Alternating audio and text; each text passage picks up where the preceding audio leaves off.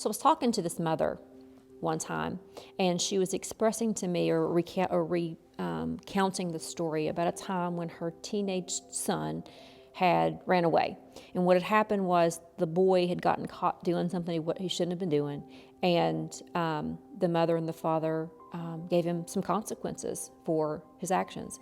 And out of rebellion and frustration to the consequences and what was going on in the environment, he ran away. And she's retelling the story and reliving the emotions of it. And she was telling me how it was such an odd experience, about how when he ran away, she had this weird dance of emotions that she would go in and out of during the time that he was gone. And she would weave in and out of anger at what he had done and what he was doing, being fearful and scared that something might happen to him while he was outside the covering of her and her husband. And then this feeling of rejection and pain, because how she received it was he was saying, I don't need you, I can do this without you. And so she was just spent this span of time just kind of weaving in and out of these emotions. And she talks about how she went to God in prayer and she just literally released it. And immediately the fear went away because God settled in her spirit. Nothing was going to happen to him. He had him covered. But she was still left with the anger and the hurt of the rejection, and how God started dealing with her and downloading to her and saying to her over and over again, the prodigal son, the prodigal son, the prodigal son. And she said in that moment, she knew what he meant, that it meant that this boy would come back.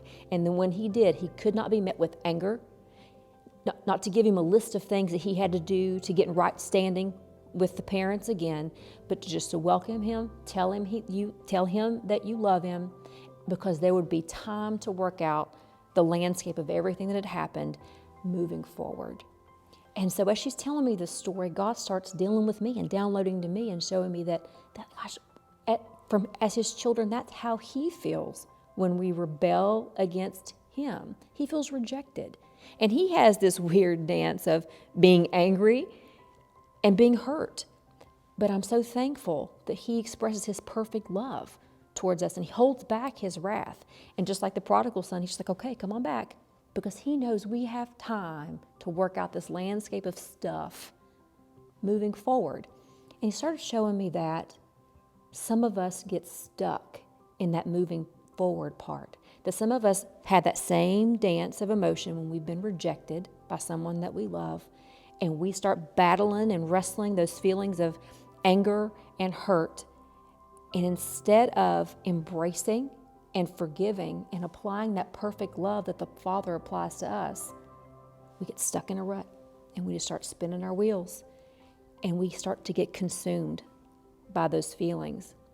And so I remember just being so thankful that God expresses his perfect love on imperfect children. And I just remember just praying, saying, God, just help me moving forward.